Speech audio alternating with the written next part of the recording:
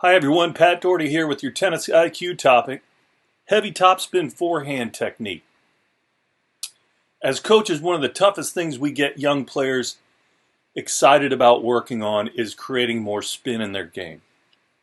And I think it's because developing players are so fixated on every level being at a higher pace of ball striking that they don't like the fact that when they're working on spin, they see the pace of their shots drop.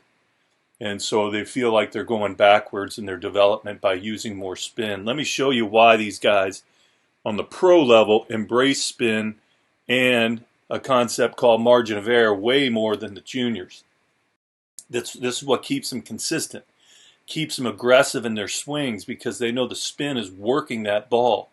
Look at this chart here. Nadal is able to hit higher over the net on average, 90 inches, because he's applying 4,348 RPMs, that spin rate over a minute, translates into one pass over the net, somewhere between 60 and 70 rotations on the ball.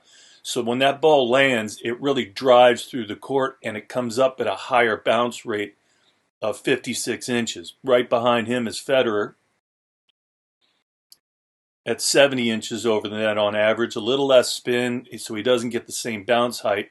And you can see it keeps going down to Djokovic and Murray. So let's explore the technique of how you can create it, because when I watch Rafa play, I never sit back and go, wow, with all that spin, look at how slow his ball's traveling over the net.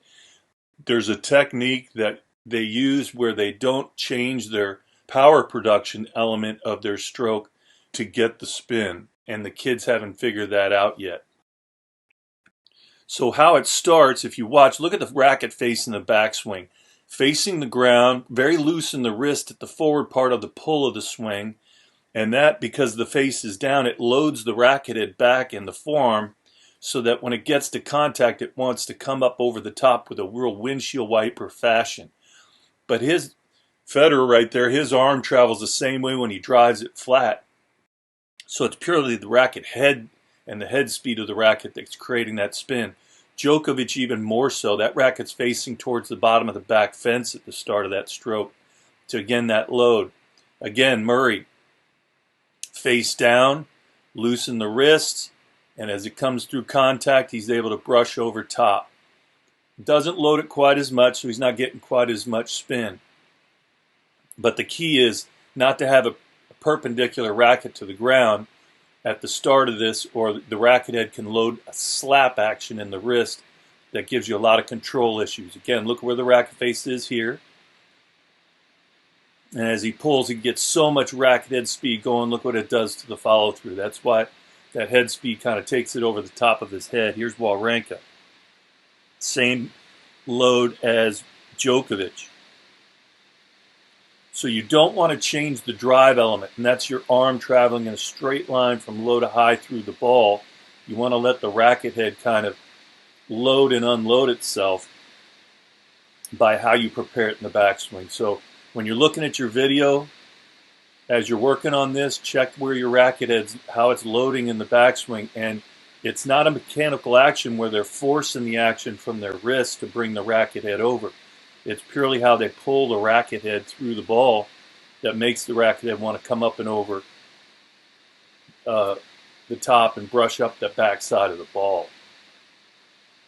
So highly encourage you guys to start working in a direction that embraces margin of error in every which way you can.